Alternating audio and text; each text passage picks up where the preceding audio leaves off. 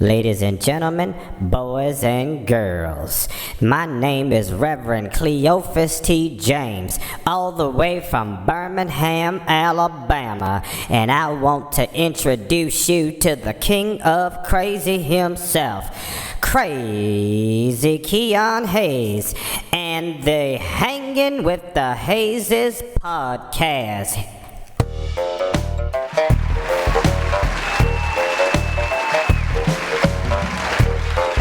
Oh, thank you so much. Thank you so much. You guys are too kind. What's happening, everybody? Thank you so much for tuning in to Hanging with the Hazes.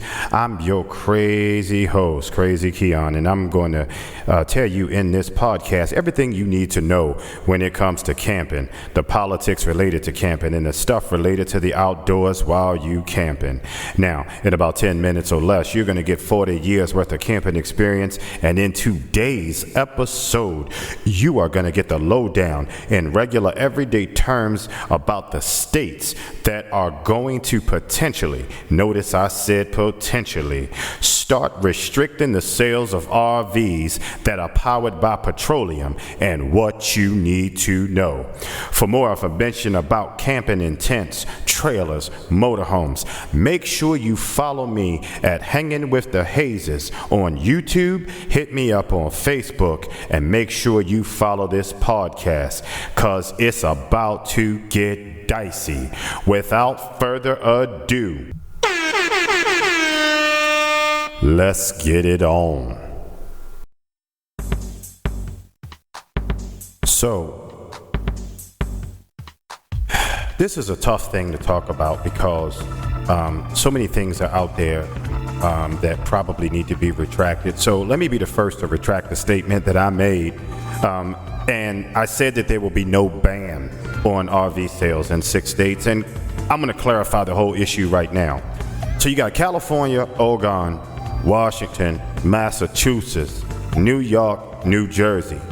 They are going to limit the sales of new gas and diesel-powered RVs. So to clear up my miscommunication and my information in the beginning, they only want gas-powered or fossil fuel-propelled units that meet a strict clean air guideline. But that is not all. There is more to this, and we're going to dig into that in a little bit. The problem is that that doesn't exist. And I don't know any other way to say that, because in the diesel world, it's very difficult to get anything that's considered clean fossil fuel. And that's what we're going to get into once we get deeper into this. In the gasoline world, you can get close to it, but I don't even know if they've already extended the second Ford Triton motor, that V8. I don't even know if that even comes close to the requirements, and a whole lot of folks out there got those. Now, to dig into this even more, to my misconception and to a lot of y'all's misconception, California is ultimately going to be the baseline standard as like states like Massachusetts. They have what is called a trigger law. And in effect, it means that whatever California does, that's what they're going to do and follow. The reality is that at the end of the day, it is not going to be possible to meet the standards, and something of the size of a Class A motorhome, they may never, ever be able to get a fossil fuel-free vehicle of that size. So, let me explain to you why this went into effect. And I'm also going to talk about a little bit of a workaround. All right? Give me just 1 second, and let's back this thing up 1 second.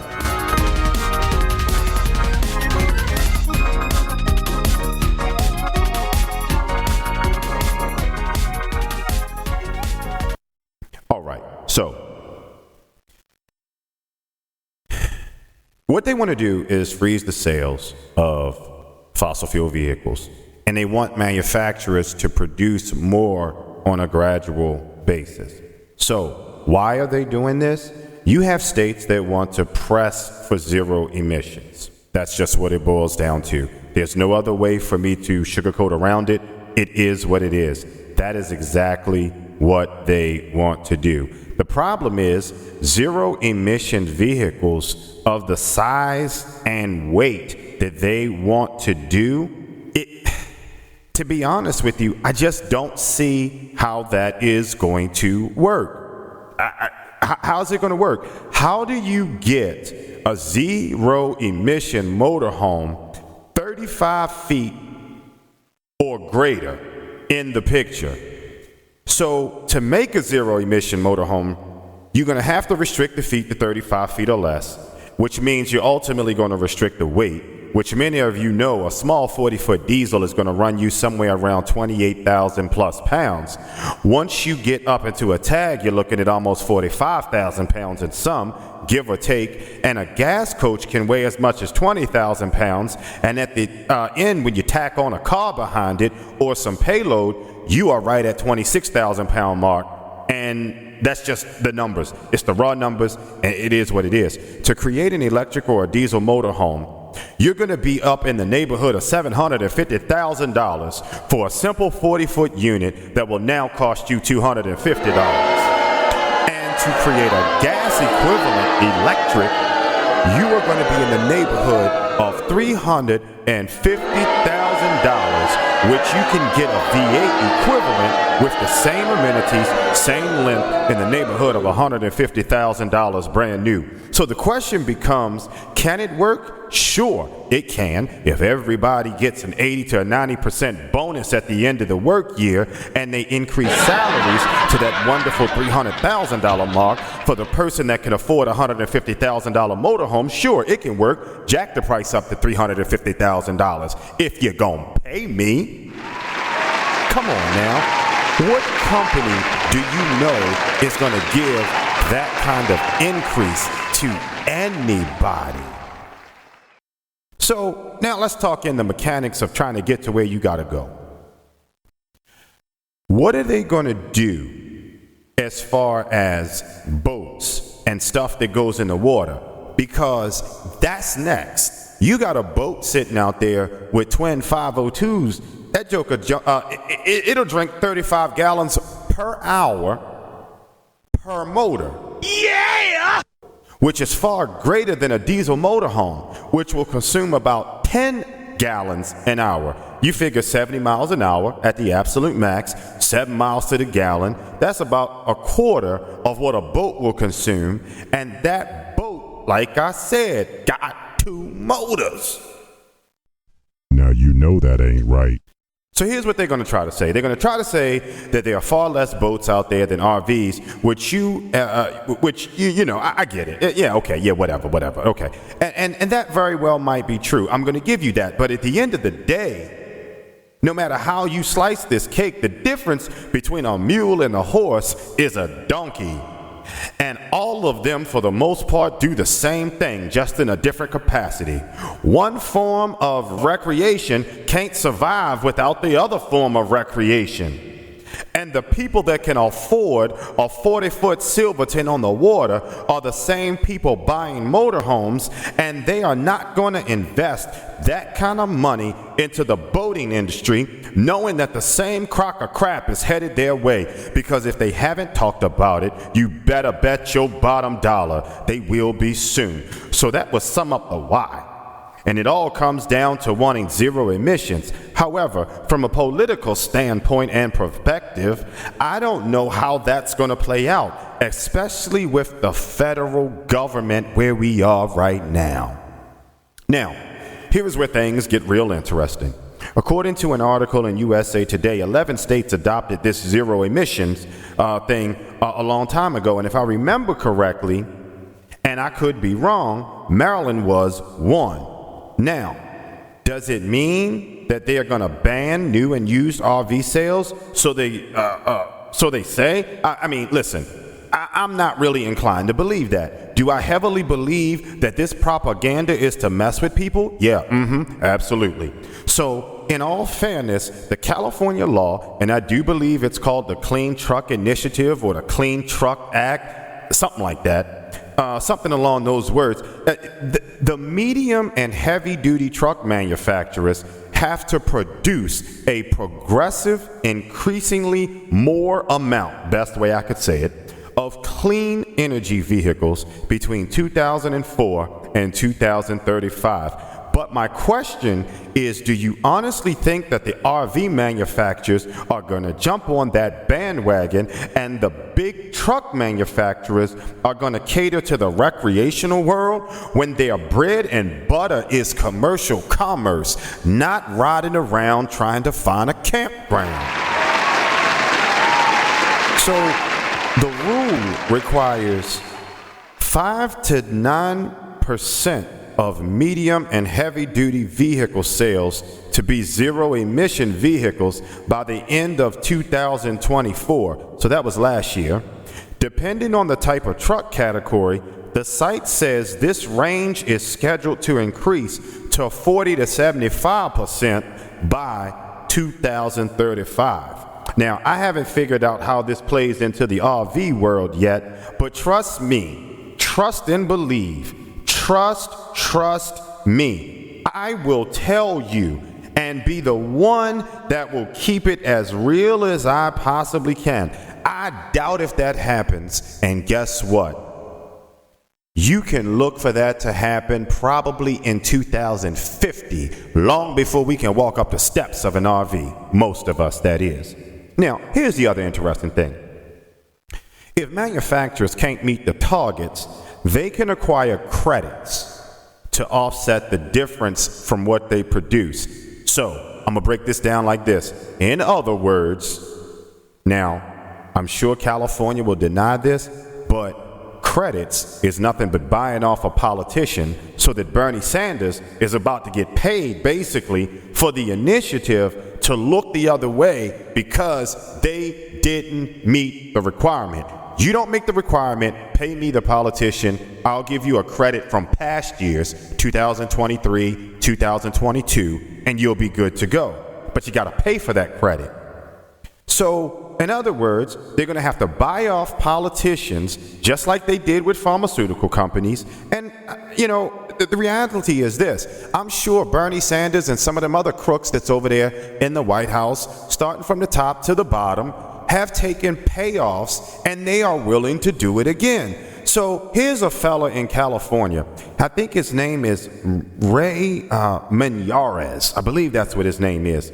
And he says that this is not a ban on sales, more of a tactic. And watch that word tactic. When a politician say tactic, that means pay them. Tactic to get manufacturers to produce more clean emissions vehicles. How far do you trust this guy? You only trust him as far as you probably can throw him, because at the end of the day, you're going to press manufacturers to meet these requirements. The trickle-down effect is going to come down to the sales floor because, again, who in the heck can afford what they are making now, much less when they go electric? All right, so Crazy Keon, why is it not going to sell? Well, I'm going to tell you why. Nobody wants an oversized vehicle that is going to be a battery-operated machine shutting down their timing because and production, because keep in mind, you ain't moving, you ain't making no money, because a motorhome or a big semi-truck weighing that kind of weight is going to require significantly beefed up batteries, which, by the way, is going to have to be mined with diesel power. They don't tell you that part, but it does. And when you talk about how long it's going to take, you're talking almost 10 hours to charge a battery of that size. So that is 10 hours a day that a truck driver is not making any money. Now, for y'all out there that might say, oh, well, they got to shut it down again. Yeah. So you can charge in your downtime, but if the charge only gets you 350 miles and they are used to doing 700 miles, okay, let's make it a little bit more realistic. Let's say they do 500 miles in a day. They ain't making no money. And if they ain't making no money, why would you want them to pay more money for a piece of equipment that's 3 times what they were paying before, and now they're not making no more money? Tell me how this works. Truthfully, the math ain't mathing.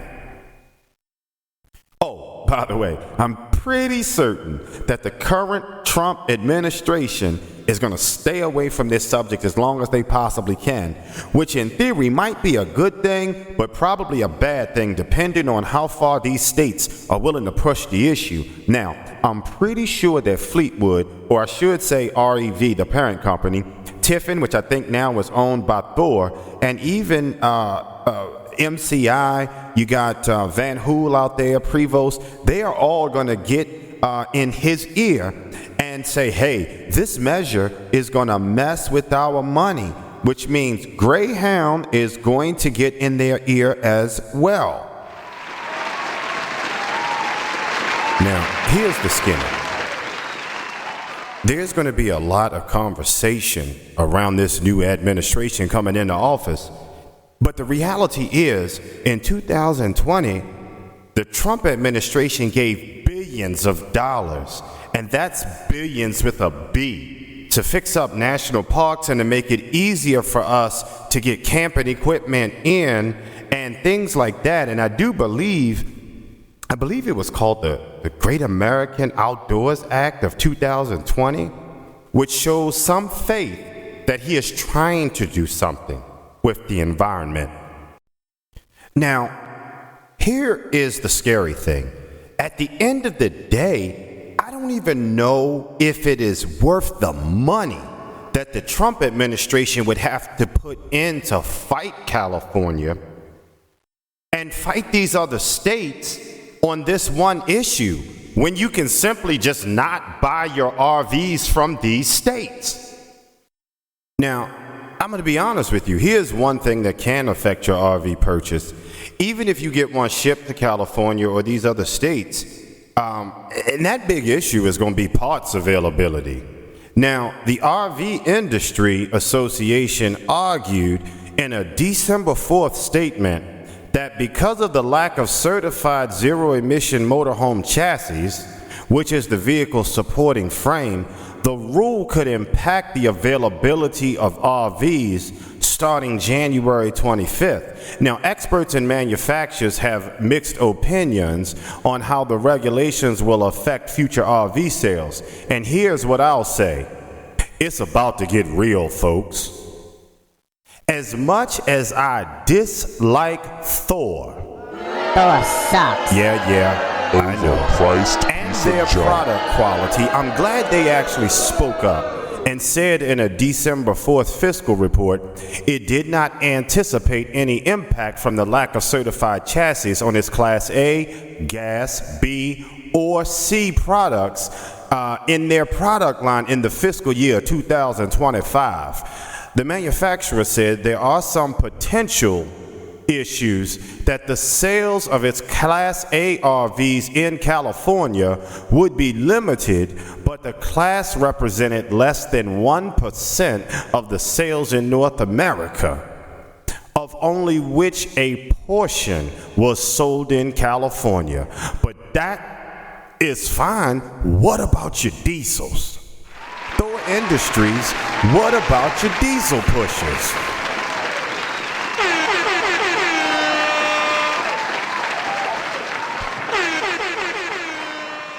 Now, remember that Menyez dude from before? He said that it's unlikely that the regulations will lead to the lack of availability for gas and diesel RVs. Now, in order for this to happen, Menyez said that the manufacturers would have to not purchase any of these credits. Code for... I'm sorry, but as far as I'm concerned, that's code from a crook, meaning pay a politician. That's what that is. California politician, that is. It would be a real surprise if all of the manufacturers pulled their entire lineup from California to market, he says. But let's be clear, I would. I mean, let's just face it. I mean, it's a headache. I'd yank every motorhome that I owned or I produced out of California if I could. I mean that. Like, come on. Now, I'm going to tell you something. It would be a real surprise if all the RV manufacturers pulled their entire lineup. from California. But here's what I do believe. Lydia Veith, I believe that's how you say her last name, Vieth, an electrification and autonomy research analyst at the ACT Research. She said that manufacturers' inability to sell zero-emission RVs absolutely will dampen the overall RV sales in the states that have adopted the rule. I'm starting to like her already. She goes on to say the exact same thing I said. The electric RV market is nearly a non-existent market at this stage. Other vehicles have taken precedence for zero-emission development and production since RVs are such a small portion of the commercial vehicle market. Didn't I just say that in the beginning? I definitely don't want to bore you with any more details, as I've tried to explain to you in the simplest form, in the layman's terms, as much as I possibly could. And I mean all, that has been said has been fact-checked. And at the end of the day, you will still be able to camp for now and purchase RVs in these states. But the real question is, how long will it take to make buying a camping apparatus that ain't ridiculously inexpensive possible in these states? I don't know what to say about that, but check my next podcast, because there is going to be a workaround and I'm going to talk about it. And if you have any questions, make sure you email me with any questions at hangingwiththehays@gmail.com. And that hanging is HANGIN. Check out my next podcast for the workaround, because guess what? There is one, but it ain't pretty.